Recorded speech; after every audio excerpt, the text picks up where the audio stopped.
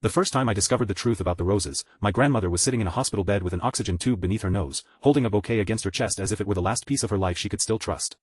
For 3 years, she had believed I was sending those roses to her every month, and I had spent 3 years believing she was simply thanking me for gifts I had never bought. But when I finally walked into her flower shop and saw the delivery receipt with my own name written on it, I realized someone had been sending my grandmother roses in my name, and whatever their reason was, it had nothing to do with flowers. Before we begin, if you believe in kindness, forgiveness, and second chances, please like this video, leave a comment, share it with someone you care about, and subscribe for more heartfelt stories. Your support helps us bring more inspiring stories to life. My name is Everett Hale, and for most of my adult life, I thought I understood my grandmother better than anyone. Her name was Beatrice, although everyone in our small Ohio town called her Bea. She had owned a narrow little flower shop on Maple Street for nearly 40 years, a place with faded green lettering above the door, wooden shelves crowded with ceramic vases, and an old brass bell that chimed whenever someone walked inside. The shop smelled like fresh roses, damp soil, eucalyptus, and the cinnamon rolls Bea sometimes baked before opening. To me, it had always been more than a business. It was where I learned how to tie ribbons, where I did my homework after school, where I hid whenever my parents argued, and where my grandmother taught me that flowers were never really about flowers. She used to say that people bought flowers when ordinary words were no longer enough. My mother, Celia, was Bea's only child, and their relationship had been complicated for as long as I could remember. My mother had left our hometown when I was 17, convinced that staying near the flower shop meant staying trapped inside a life she had never chosen. She moved to Arizona, remarried, and built a career as a nurse. Bea rarely complained about it, but there were certain photographs she kept in a drawer that she never showed anyone. I knew there had been years when they barely spoke. Still, whenever my mother called, Bea would straighten her hair before answering, as if Celia were still the little girl who used to sit on the counter and steal daisies from the buckets. After my father died unexpectedly, I became the person who checked on Bea most often. I lived about an hour away, and every Saturday morning I drove to Maple Street with groceries, coffee, and whatever excuse I could invent to spend the day with her. I repaired broken shelves, carried boxes, changed light bulbs, and listened to the same stories she had told me since childhood. I didn't mind hearing them again. In fact, I loved them because I knew there would come a day when I would give anything to hear her repeat herself. Then, 3 years before everything changed, a bouquet of red roses arrived at the shop on a Tuesday morning. Bea called me immediately. I was at work when my phone rang, and when I answered, I heard something in her voice I hadn't heard in years. She sounded almost like a young woman. She told me someone had sent her 24 long-stemmed roses with a small card that simply said, "For the woman who taught me what love looks like." She assumed they were from me. I laughed and told her I wished I had thought of something that beautiful, but I hadn't sent them. She laughed too, saying I was being modest, and before I could convince her otherwise, she had already hung up. A week later another bouquet arrived. This time, white roses. The card said, "Some people deserve to be remembered every day." Bea called again, certain I was behind it. When I denied it, she became quiet and then said, almost shyly, that she knew I was trying to make her feel special. I didn't correct her. I should have. Instead, I let the misunderstanding live because it made her happy. That became our strange little ritual. Every few weeks, another bouquet appeared. Sometimes roses. Sometimes lilies mixed with baby's breath. Always from the same flower distributor in a neighboring county, always paid for in advance, and always with short handwritten messages. Bea assumed they were from me. I assumed the messages were written by someone at the flower shop who enjoyed making my grandmother smile. And because I was working longer hours and trying to save enough money to buy a house, I never bothered to investigate. Then one afternoon, while Bea was arranging carnations near the front window, she looked at me and said something that made my stomach tighten. She told me the roses reminded her of my grandfather. His name had been Malcolm. He had died before I was born, and I knew very little about him beyond the stories Bea occasionally shared. She said he used to bring her roses every Friday, even when money was tight. One particular winter, he had been unemployed for several months, and she had found a single rose on her kitchen table every Friday morning. She didn't know where he got them. Years later, she discovered he had been walking almost 3 miles to a grocery store that sold damaged flowers cheaply because he couldn't afford the florist. She smiled when she told me that story, but her fingers trembled around the stem of the carnation. I always wondered who would bring me roses after he was gone, she said.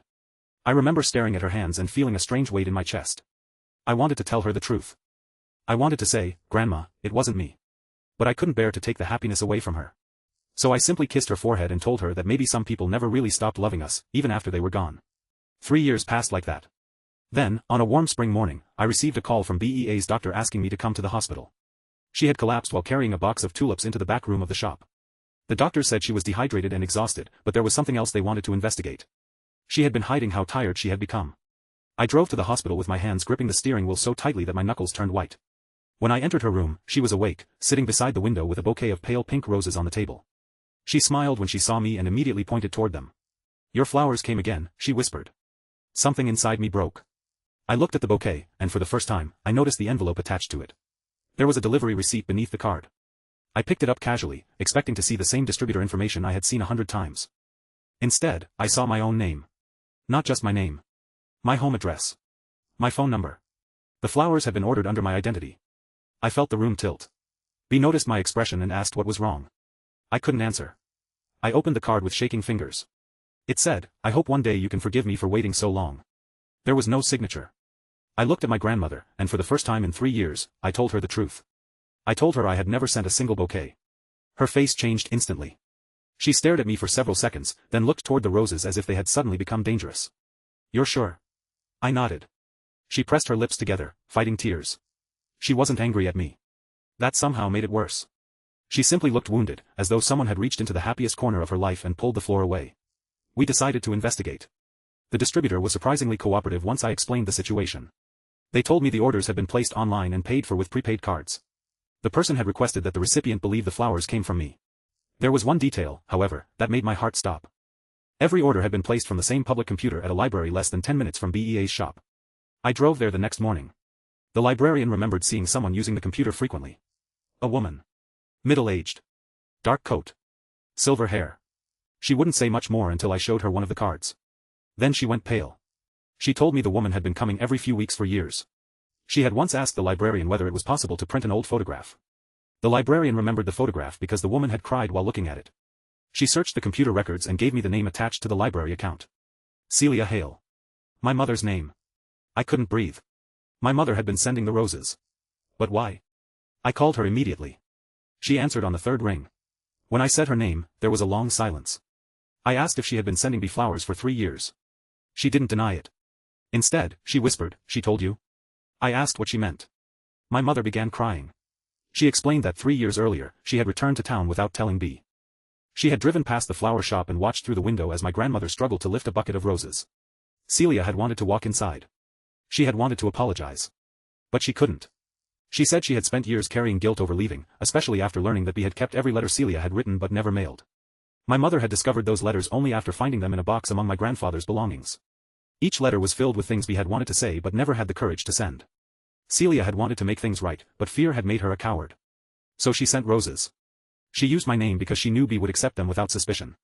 She wanted her mother to feel loved before she was brave enough to stand in front of her. I was furious.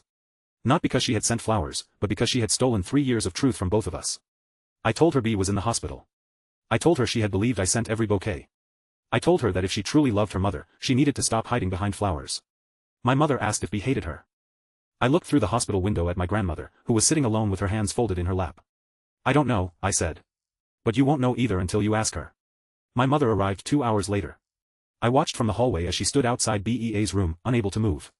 For several minutes she simply stared through the glass. Then B noticed her. My grandmother's face went completely still. Celia opened the door.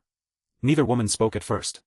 Then my mother crossed the room, sat beside the bed, and began crying so hard she couldn't form a sentence. She kept trying to apologize, but the words collapsed into sobs. B reached for her hand. That surprised all of us. She didn't forgive her immediately. She didn't pretend 30 years of hurt had disappeared. She told Celia that leaving had hurt her. She told her that silence had hurt even more. She admitted that she had made mistakes too, especially by turning pride into a wall and waiting for her daughter to make the first move. Then she looked at the roses on the table. "You should have just come home," she whispered. Celia nodded through her tears. "I know." My grandmother squeezed her hand. "And you should have signed your name." That was the moment all 3 of us started crying. Celia stayed in town. Not permanently at first.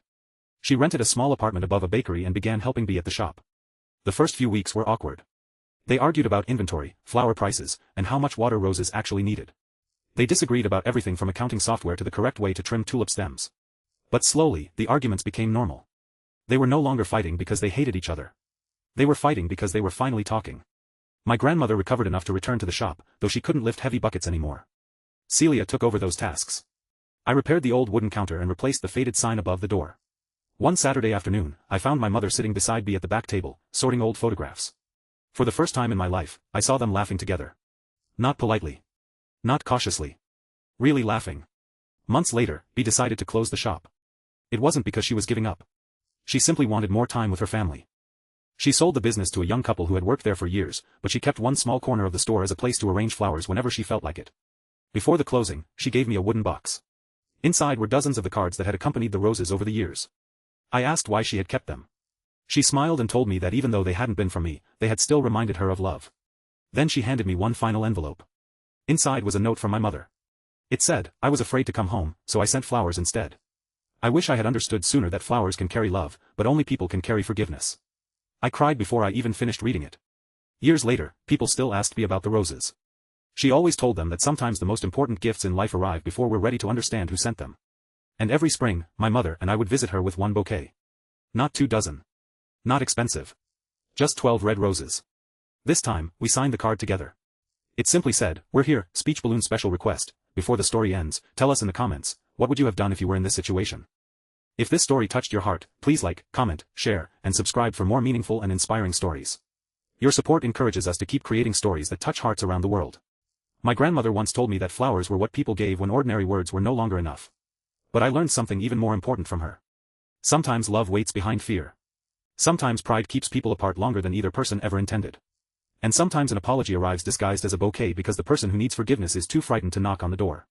But no flower, no gift, and no beautiful gesture can replace the courage of standing in front of someone and saying, "I was wrong. I missed you. Please let me come home." Life is too short to let silence speak for us forever. If someone you love is still waiting for your call, your apology, your forgiveness, or simply your presence, don't wait for the perfect moment. Walk through the door while you still can.